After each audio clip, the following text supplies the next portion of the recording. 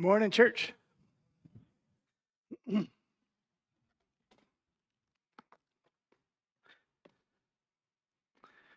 let's talk about politics. So this is obviously a political passage that I chose, right? Here's what we're going to do today. I really need your thinking caps on today because we're going to become brainiacs.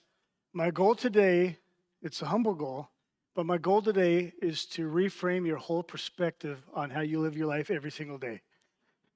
That's it. I just want to restructure how you see the world. That's all.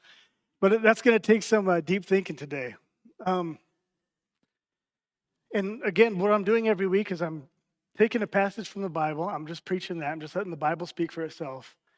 And I'll talk about the truth from that passage. And then at some point, I'll apply that to politics, right? So this isn't a 40-minute political rant. We're not doing that. We're preaching the word. And then we'll talk about how that applies to politics. Okay, so I thought a good way to get you guys hyped this morning would be to read a bunch of verses that lists a bunch of people. But let me tell you what's happening in this passage. This comes from a book called Chronicles, and Chronicles talks about the rise of David to become king. It's a very political book, and it's retelling the story that was back in the book of Samuel. It's 1st and 2nd Samuel, and that's the book of Samuel. And it's kind of retelling that story. And so this is the story, it's telling a story that happened about 1000 BC. Okay, it's like 3,000 years ago. Now put your head in the space of somebody who was alive 3,000 years ago. Is there electricity? Yes, there is. You just can't access it. Hey, I know. I've betrayed you once. You'll never trust me again. Yeah. So there's no electricity, right? That was a dumb joke. Yeah. So there's no electricity, no cars, no roads like we have them, and warfare is incredibly different. Warfare is very different. You know why the American military machine is so powerful? Well, I mean, in addition, like all the aircraft carriers and all the kind of positioning we have globally and stuff, is our logistics are insane. We can talk to space and then to anybody else on the planet we feel like in real time. So we're good at organizing stuff. And the support staff that goes into operations that happen in our military, the logistics is what really, one of the things that sets our military apart, in addition to being like 100 times bigger than everyone else. And aircraft carriers helps. But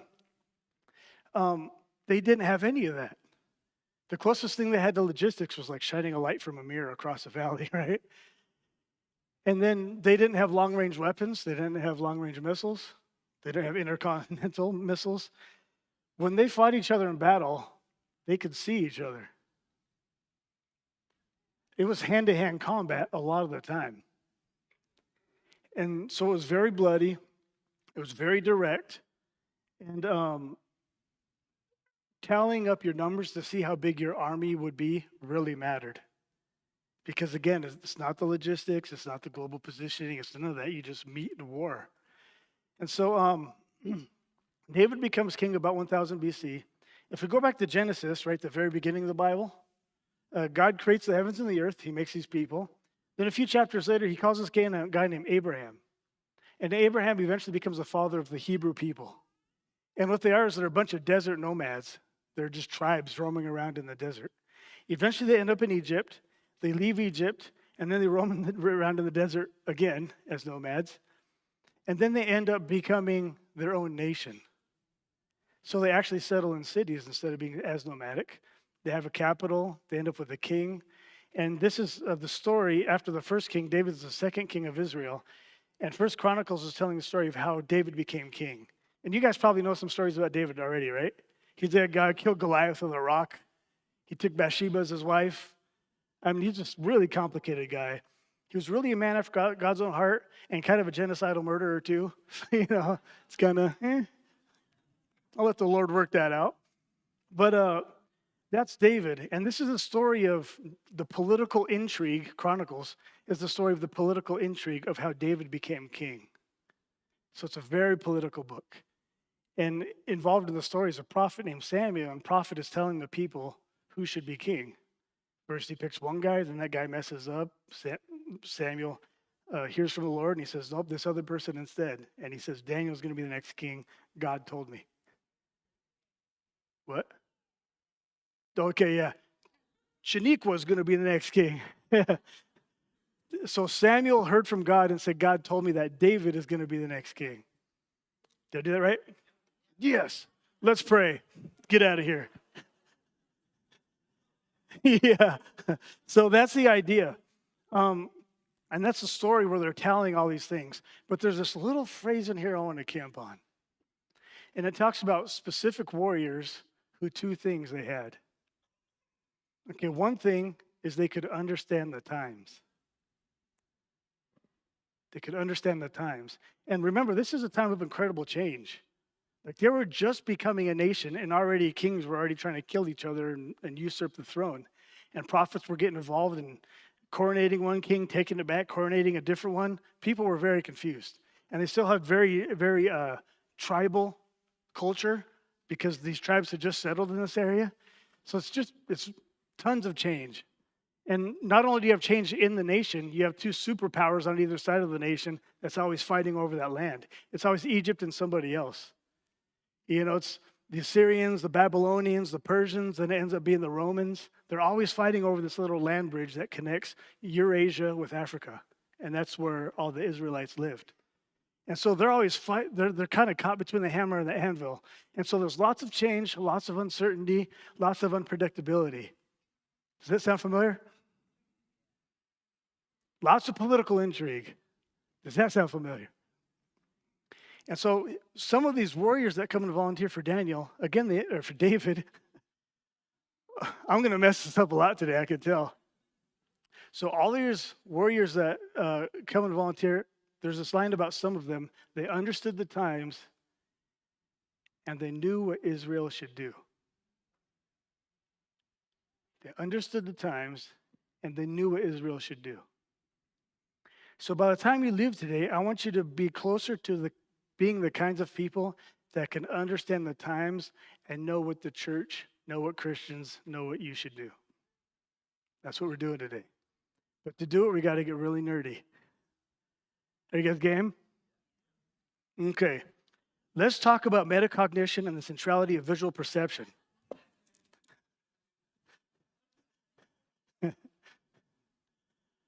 Okay, how do humans make decisions? Why do we do what we do? Different things are important to different people, right? I made a Facebook post that just set off one of my friends. I said, do you know what I really love about baseball? Nothing. And it's true. I've searched my heart deep to see if I could love America's sport, and I just can't. They take forever. The action's few and far in between. I don't understand all the game intelligence. It's just, to me, it's a lot of waiting. It's just like a horizontal version of golf. You know, I'm just like, what's happening here? I like the sports where it's obvious. You know, like MMA. Like, whose face is getting caved in more than the other guy? I think he's losing. Like, that's pretty obvious. That's clear, right? Baseball has all this technique and teamwork and all this other stuff. Too much. So I just put this post and I said, yeah, I don't like nothing about baseball. Nothing. And my friend goes, you went too far. He's not quite all caps, but he's close, you know. He goes, too far. I know you post stuff just to rile people up sometimes, Kenji, which I don't. I just post things I think is funny sometimes. And not everyone likes my sense of humor. But he says, I know you just post things, but I've reached so many people through Christ through baseball, you wouldn't even understand. And he just kind of went on this long thing. And then I just went, cool, bro. Yeah, I wasn't saying baseball in and of itself has no value, right?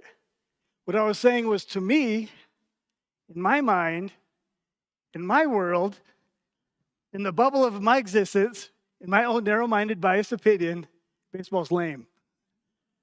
That's all I was saying. And I know baseball is important to other people, and that's cool. There's things that are important to me that are not important to other people, things that matter to me. What's a good example? Well, yeah, motorcycles. That's a good one. Motorcycles are important to me because they're awesome. And they're awesome. And when you really study it and research it, you find out that they're awesome. And that's why I like motorcycles. I got a 2,500cc bike. Part of that's because I'm insecure and I feel inadequate and I'm compensating, but I also like the torque, you know? It's awesome having a motorcycle. I got a Rocket 3 Triumph 2020. It's sweet. The new Storm, okay, let's focus. It has even more horsepower and more torque, but I'm not going to upgrade because I'm a good Christian. So motorcycles are important to me, and other people they're not important to. In fact, some people they're important to, but they're against motorcycles. They come donor cycles, right? And I'm like, well, it's not my fault you can't ride. It's like, no, okay. So, but some people, they don't care about motorcycles at all. They never care to ride them. It's not important to them. It just doesn't matter. So we all have different things that are important to us. Another way to say that is we all have different things that we love. I love being on the open road, riding with my boys, going and buying a stack of meat to eat for lunch. We make fun of each other. For men, that means love. And we eat food and then we ride back, and it's amazing. I love it. I love it. I make sacrifices for it. That's how you know I love it. The motorcycle wasn't free. It cost me time. There is risk involved. Like I'm making sacrifices to do it. That's how you know I love it. That's how you know it's important to me. And so another way of saying that people have different things that are important to them is saying people love different things. And they love different things to a different amount. Why does this matter? Because we love different things as human beings, that immediately gives us goals in life. And the goals we have in life are based on the things that are important to us. So for one person, baseball is really important to them, like my buddy. And so what are some of his goals in life? Well, he wants to be a really good coach. That's important to him. When baseball comes on TV, he notices. He pays attention, and he's watching the plays, and he's always trying to learn about it. When baseball comes on to my TV, I'm like, next, right? Because I'm not paying attention to it because it's not important to my goal. So humans are always goal-directed creatures because there's things we love that gives us goals we work toward. You guys with me so far? So the goals we have, they determine a couple things about us. One is they determine what we actually perceive. So here's the thing. When you walk into a room, you don't see the room. Let's see, let me make an example of somebody. I'm just kidding. Let's say I said your goal today, or your goal next week when you come to church, is to see how many people are bald in our church. And I want you to tell me that, and then based on your answer, if it's right or not, I'm going to tell God whether he should let you into heaven or not, right? Because that's how it works. So that's a joke. But I'm going to say your goal is to figure out how many bald people we have in our church. Half baldies don't count. They have to have no hair at all, right? That's it, just none. So you probably have never noticed that. But if your goal is to count how many bald people in the room, next week you would come in and you would start noticing the bald people. Right? And you never noticed them before. It wasn't even on the radar. You knew there were probably bald people in the room, but it just didn't matter that much. But the goal of counting the bald people actually determined what you saw in the room more. Because we only have so much attention to give a space. And so you choose what to give the attention to. I told you this is going to be nerdy, but it's going to change your life, so hang with me. So what your goals are actually changes what you perceive and what you see and what exists in your mind's eye when you're observing a room or a space. That's what it does. Why does this matter? I was counseling with a friend of mine once from a different church, and they were thinking of leaving their spouse. So I said, okay, so yeah, what's going on? Let's talk about it. Why do you want to get a divorce? Like, well, I'm not sure yet, but... And then she just went on this long thing about her husband. Just all the ways that the relationship wasn't working for her anymore. She talked about works too much, doesn't pay a lot of attention. She had examples of, anniversaries and stuff where he just totally dropped the ball. And she says, it's like I just don't exist to him at all. And so I don't want to do this for another 30 years. I just don't. and I clean up after him. And, she just had all this stuff. So let's take what we've been talking about and apply it to that. One of her goals was to have a husband who loved her. And for her, having a husband who loved her meant it's a husband that saw her, that paid attention to her in the ways that was important to her. Which isn't unreasonable, right? Say it right. Yeah. It's not unreasonable. Spouses should love each other. But man, sometimes we get crazy, don't we? And sometimes we get stuck. And then we get crazier. Then we get more stuck, and it just gets bananas. So one of her goals in life was to have a husband that cared for her, which of course he did in the beginning, right? Because of hormones. Yeah. And so he did in the beginning, but he wasn't, and he hadn't for a long time, she felt. That was her perception. And so when she went home, even before he got home from work, she would anticipate ways that her husband was going to fail. And then when he got home, guess what she was looking for? Those specific ways she knew he was going to fail. And so she was noticing things relative to her goal to see if it was helping her accomplish her goal or not. And that affected the quality of her marriage and the quality of her life. She was very frustrated because her goal of being loved by another human being wasn't being met, wasn't being accomplished. And she had gotten in such a headspace to where it was impossible in that moment for her to see some of the other good things he did. Why did she not perceive the fact that the reason he worked long hours is that's what paid for their trips? Why didn't she see that? Why didn't she see the times he would play with the kids or do other things? Because she wasn't looking for those. Her goal was to have him stop failing in specific ways, and she decided that these specific ways are proof of whether he loves me or not, and I'm going to look for those. So her goal determined her perception, and that made her decide about the quality of a relationship. And it was going to, and in large part, determine her behavior, because that whole cycle was influencing whether she was going to get a divorce or not. So let's break this down philosophically. What she's saying, well, let me just say what I'm going to say, and then we'll illustrate it. So when humans live their lives and they have a goal based on what they love, what we as humans do is we look for tools in the world that will either help us accomplish that goal or not. And so for her husband no longer was an effective tool for her feeling loved. It wasn't the beginning where he doted on her, everything she said was funny. And you guys know this, right? Have I talked to you guys through the life cycle of relationship before? Yeah, okay. I won't do it again then. Just kidding. Do you guys want a bonus sermon? Okay, give me 4 minutes. So, this wasn't in my notes because I don't have notes, but this is going to be fast, so keep up. Here's a life cycle of relationship. First, everything's perfect. Why? It's called oxytocin. Just kidding. But everything's perfect. Every joke they make is hilarious. They're so cute when they sleep. They don't walk, they float. Their hair is perfect. You love this person. Everything about this person is just perfect. It's perfect.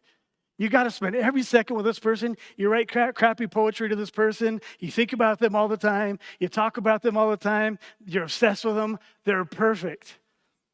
Then you get married and it stays perfect, for a little bit. But at some point you realize they're not perfect. And they stop being a really effective tool for you getting all that perfection. So you usually enter what we call a power struggle phase, where everything's perfect, and then you realize there's a rope in the relationship and you're tugging on opposite ends.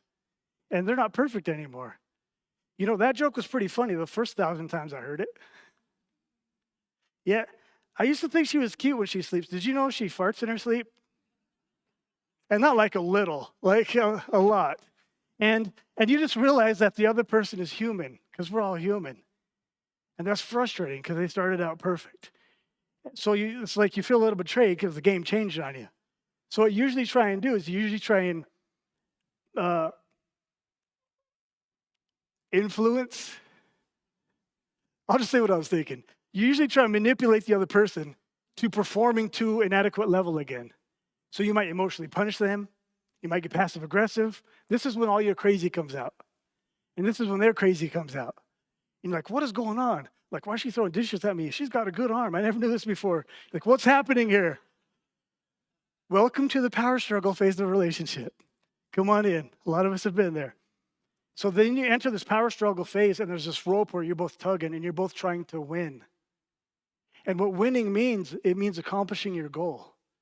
And it means getting the other person to perform to a level to where they can help you accomplish whatever your goal is.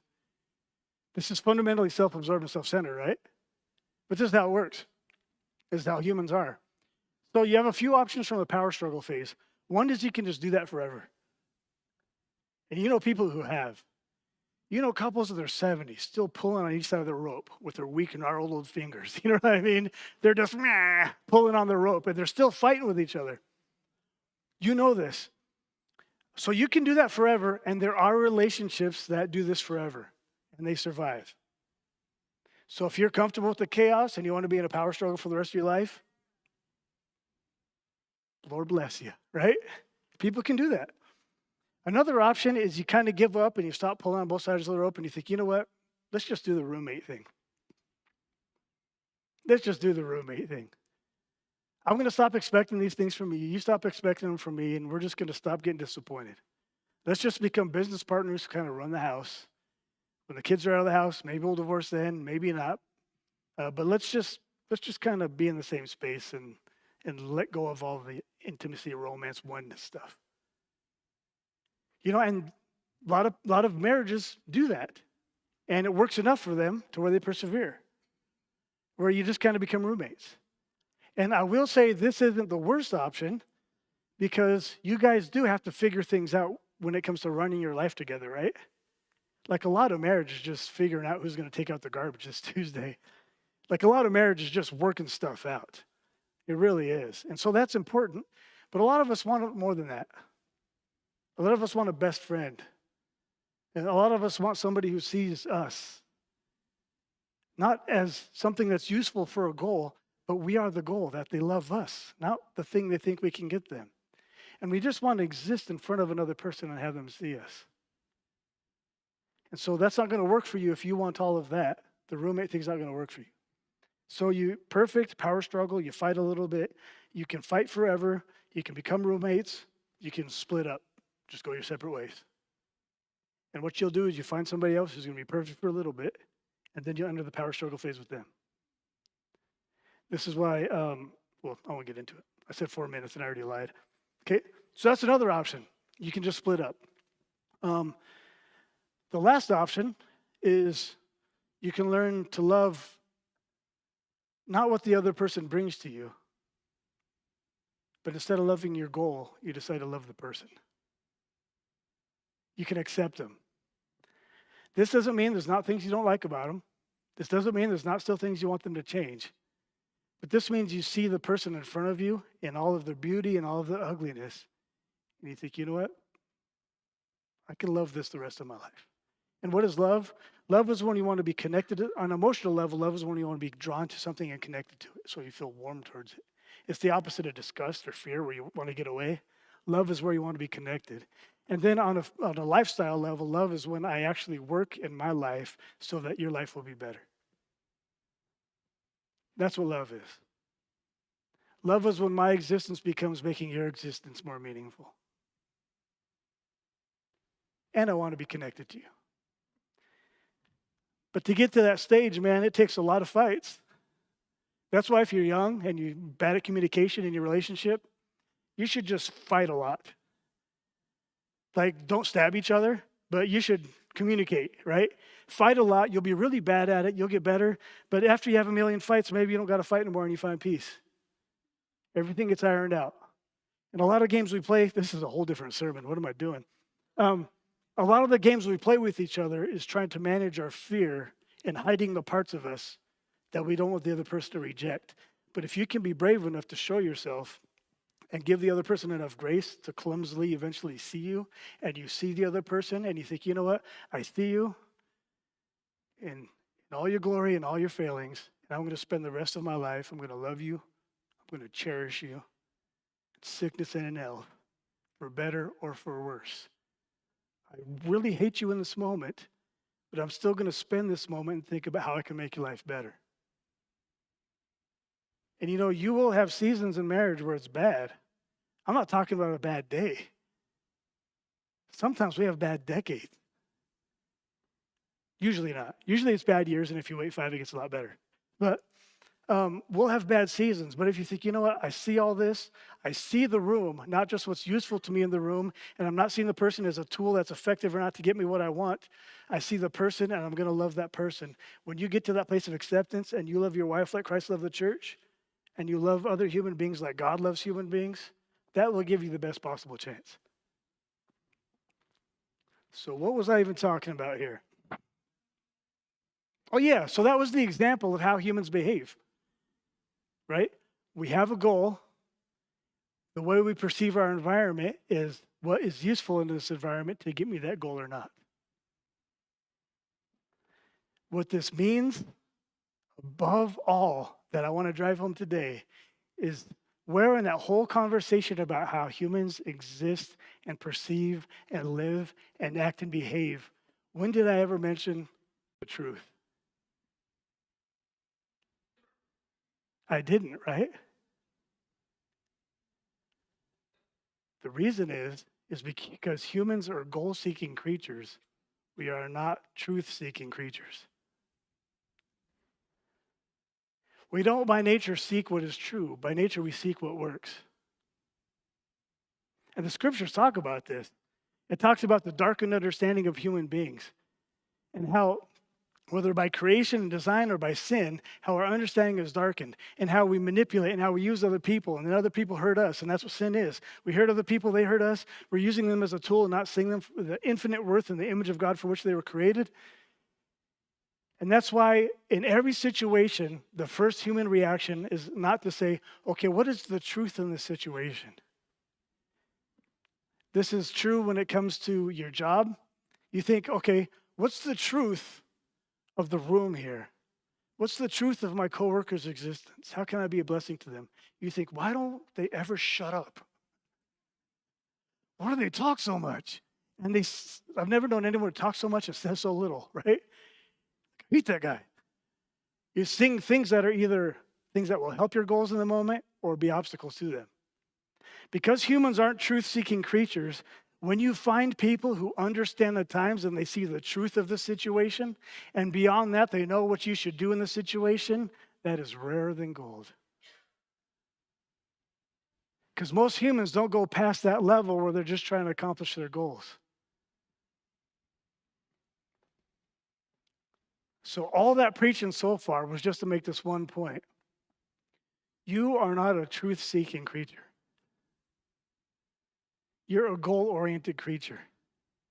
But you're a goal-oriented creature that thinks you're a truth-seeking creature. Okay, let's drop in some politics. You guys ready? This means when you see something political on TV or on social media or somewhere else, this means you're not reacting instantly based on the truth or not of the situation. I know you feel convinced, but there are other goals in your existence which this is either serving or not. I'll just give an example. And I don't know what it is in your particular situation. I don't want to know, right? But here's an example. Should I? I don't have my phone on me. My general advice to people in the world is don't watch the news. And I'm going to talk about this a lot next week because next week my whole sermon is about discernment and we're going to talk at length about propaganda. Okay? But this week, let's see. Okay, I was talking to a friend of mine. We'll call him Chris. So I was talking to Noah, and what came up was, it was just a clip that went over all the crowds or the huge long line that was waiting to get into a Trump rally. And you saw this camera just go across these just massive people waiting to get into a Trump rally. I mean, it just went down the block and around the block, and the camera couldn't even see the end of the line. There were tens of thousands of people going to this Trump rally. in a blue state. Okay? Now, Noah had a reaction to that, and you probably just did too. Or some of you are like, yeah, that's right. Yeah. Trump, we're going to make America, the media lies. More people support Trump than you ever can imagine. And when you see that, you're like, yes, it feels good. And some of you are filled with fear. You think, oh man, I can't believe so many people have bought into this fraudster. He's going to get us into World War III. If he gets elected, oh man, right? So I'm not judging your reaction. I'm just saying some of you had one, and especially those of you to whom politics is important. Some of you don't care, which is fine. But for those of you that had a reaction, you had an initial reaction, and the reaction wasn't based on the truth of the situation. It might come out later that video was taken for a whole different event. It might have been for a Taylor Swift concert, right? God forbid, but maybe it was. But in this moment, you don't care if it was for a Taylor Swift concert. It never occurred to you to check. Why not? Because you got what you needed out of it. It accomplished your goal. It made you feel good about the world because Trump's going to get elected and he's got more support than we think, and maybe he'll win. And it made you feel hopeful. Or it made you feel afraid because you're not sure what's going to happen in the future. And you don't like Trump, and you think if he gets elected, that the world's going to explode. So that reaction is based not on the truth, it's based on how you view the world and what you perceive. Okay, you guys still with me, or am I boring yet? Okay. The short word for this is bias, right? We all have bias, but our biases are based on the things that are important to us. Jesus talked about the truth a lot. The Old Testament talks about the importance of having wisdom, of knowing the truth. The whole book of Proverbs talks about how important it is to have wisdom. David has a son named Solomon. God says, he does this genie moment. He says, ask for anything you want, I'll give it to you. And Solomon says, I want wisdom. And God says, you couldn't have picked anything better. And then when you get to Jesus, he says things like, I'm the way, the truth, and the life. He says, I'm not just teaching the truth, I am the truth in the flesh among you. And the whole world has been guessing about who God is for eternity. But I'm the truth, and I'm going to show you who God is and how God feels about you. And he tells them things that's going to happen. And Jesus obviously understood the times, and he knew what he should do. And there was a point where everyone tried to make Jesus a political king, and he rejected it, and he walked off, and he says, this isn't what I came for. This isn't why I'm here. And then you see Jesus sees that the cross is coming. I don't know if you guys know what the cross is, but it was basically the government's way of executing criminals in the Roman Empire. But they would only use it with certain criminals. If you're a Roman citizen, you couldn't be crucified because it was below your station. It was below your dignity. It was such a painful way to die. It was intentionally such a torturous way to die. It was only reserved for the worst criminals. Usually like zealots or terrorists or traitors, things like that, people trying to sabotage the government. Those are the ones who got crucified. And so Jesus saw that his crucifixion was getting close because he was going to the place where they crucified people, where all the people were who had the power to crucify him were, and he knew they were planning on crucifying him if they got the chance. And he said, hey, this is all happening this week. Let's go there then. And all his friends were like, how about we skip it this year? And Jesus said, nope, this is why I came, was the cross. And so he pursues the cross. And what's crazy is you read Matthew, Mark, Luke, and John, and they have kind of long introductions, and then almost half of each gospel just talks about the last week of Jesus' life. And the reason they focus on the last week of Jesus' life is that's the week he got crucified, when his trials happened, when he got arrested, and when he got murdered. So it's hugely important. And Jesus intentionally went to the cross to show us the truth about God, not to write a book so we could have theories. Can you be a father theoretically? No, man, you got to drag yourself out of bed exhausted and change that whiny kid. Doesn't matter what your theology of parenthood is. You got to walk into the room and pick the kid up and change him Sing him a song, swaddle it, feed it, and put it back to bed. That's fatherhood. And so when God wanted to show us who he is, he became Jesus and he lived among us and he was the truth. And he talked about the importance of the truth. Nicodemus came and they had a conversation about the truth. And when Jesus went to the cross, he was showing us the truth about God. What's that truth?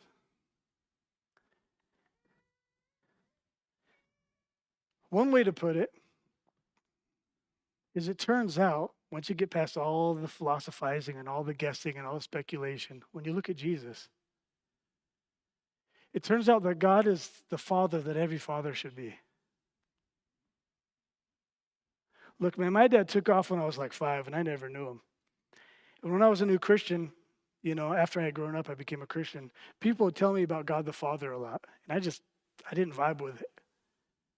Because I wasn't close to my dad. Like, I didn't even know my dad. So people say God the Father. And I went from atheism eventually to Christianity. So I didn't believe in God, then eventually became a Christian. So people said, yeah, God's a father. I was like, sounds about right. Never saw my dad either. And I never see God. Like, he's just nowhere to be found. And that was just where my heart was at. But we all know what a father should be. Fathers should be there. They should see you. They should sacrifice huge parts of their lives so you can have a good life. Because that's what love does. And man, some of us parents, we know how much our kids messed up our life. You know how expensive my kids are? You know how much sleep I lost over them? And I'm not special, you did too. And you'd do it again too, wouldn't you? Just like I would. Because it's the most meaningful thing I've ever done. Because that's what love does, it gives meaning. And so when Jesus goes to the cross, you see that in the flesh, God is voluntarily willing to die for you.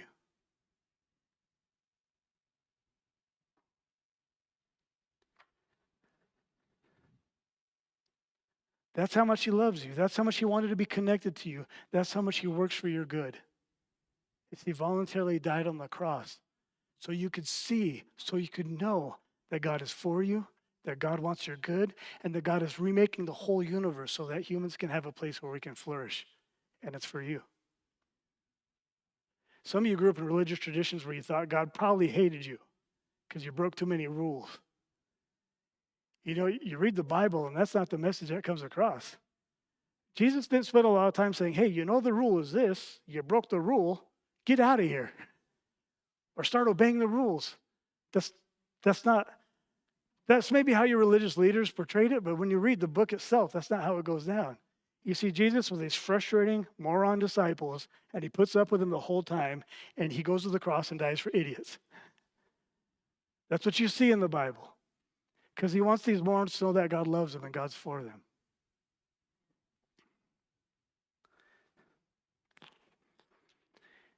So it's important as we draw close to God and we let God's love connect with us and we let God's love change us, that we go from creatures who are seeking our goals and our own desires and organizing our life around our wants to becoming truth-seeking creatures. So we slow our roll a little bit and we don't live so automatically and we slow down and we think, okay, what's in the room? Where's this person really at? Not are they annoying to me or not? Are they accomplishing my goal of a smooth social experience or not? You think, okay, what does this person need? And how can I be the hands and the heart of God to this person to make their life better? Imagine if political discourse in this country was obsessed with how we could bless each other and reaffirm the eternal value and love of God in each person. Do you think it'd be different? We'd still disagree, but we wouldn't be crackheads about it, right? It was a weird way to say that. How do you become a truth-seeking person? I'm going to tell you, you will be bad at this forever. You will be bad at this forever, but you got to try, right? You got to try. There's a few ways to do this, and I'll go more into detail next week when we talk about discernment, but I just want to give you a couple ideas today. One is you already have people in your life that God has put there. Try seeing them. not using them. Try seeing them. I was cutting limbs on a tree in my front yard yesterday, and I had these pair of pruners, and the branch was too thick, but I wanted it, so I just go, and I'm too jacked, and I just broke the handle right off the pruners. It just broke. So what did I do?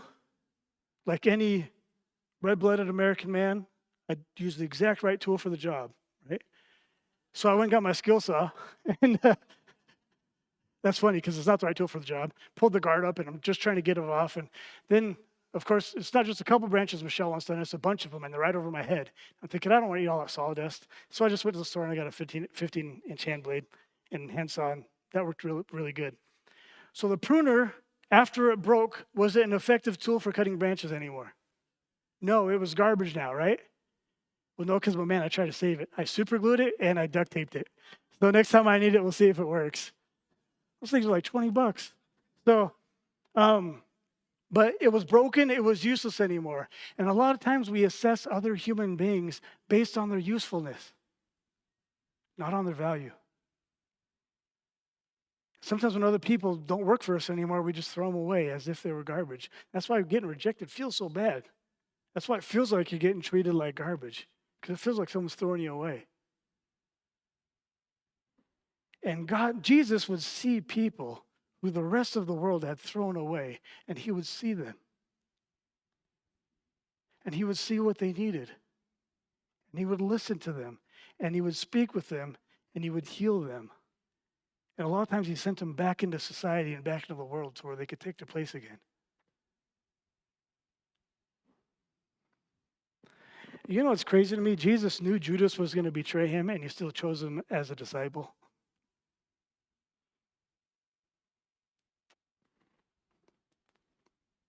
God loves everybody. So there are people in your life God has already placed there. And so I would say try to see them. Just slow your roll. Try and see them. You think, well, if I just see other people, how am I going to get my needs met? It's called faith. If you think what you've been doing so far is meeting your needs in the way you want them to be met for the rest of your life, keep doing what you're doing.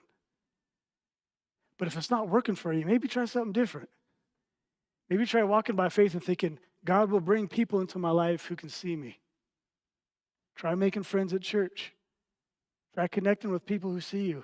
Try being less abrasive and a better experience for the person you're with. Just try and see the people who are already in your life. So that's thing one, okay?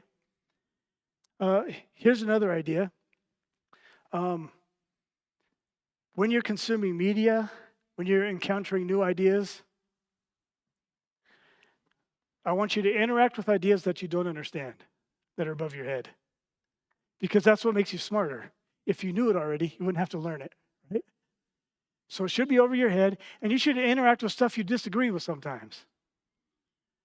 Your tendency will always be to assume that you're right, and you'll assume that immediately with zero evidence. It'll just feel so powerful. It'll feel right, so you'll know it. But put that aside, and then maybe consider that to be a truth-seeking creature, that's useful for you, but you want to see what's actually going on in the world and judge the merit of each idea on its own. We'll talk about this a lot more next week, so I'm not going to camp on it. But you never learn by being right. If you're right, that means you already have the information, doesn't it? And so a lot of you are trying to fix your spouse and you're right about them. Is it worth feeling right to make the relationship continue to be wrong? It's not working, is it? Being right doesn't work. It's not enough to have a good opinion. So,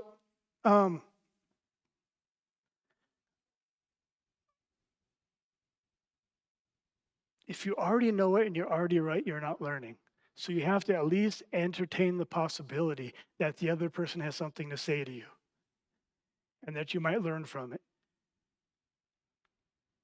You know, truly wise people can learn from just about anybody. And the fool in the Bible is the self-assured person who speaks all the time because they always have the right opinion and they don't listen to anybody because they already know everything. what would I love for Timberview Church to become? No, I don't like how I phrase that. What would I like Timberview Church to continue to become? Right? A lot of you are truth-seeking people, and God has worked in your heart, and there's aspects of your life, it's complicated, right? There's aspects of your life where you seek truth, and there's aspects of your life where you're still crazy 4-year-old. It's complicated. But there's a lot of you who really do see other people. You live sacrificial, godly, holy lives. And you're wonderful blessings. And some of you do in some parts of your life and not in others. And some of you are still self-absorbed, crazy, inbred psychos. Right? We're all here. But I would love to see Timberview Church to continue to become a church that makes peace instead of war. A church that spreads hope instead of hate or fear. And a church that spreads love, and a church that knows how to be connected to each other and to support each other and to care for each other. Because as the love of God pours into our hearts, it just spills on the people around us. And we can't do that by following the ways of the world. Because the world lies, and the world's filled with fear, and the world's filled with hate, and the world's filled with self-absorbed goals that are organized apart from God.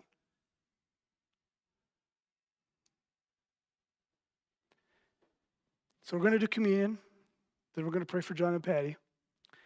Communion, guys, if you can get the stuff ready.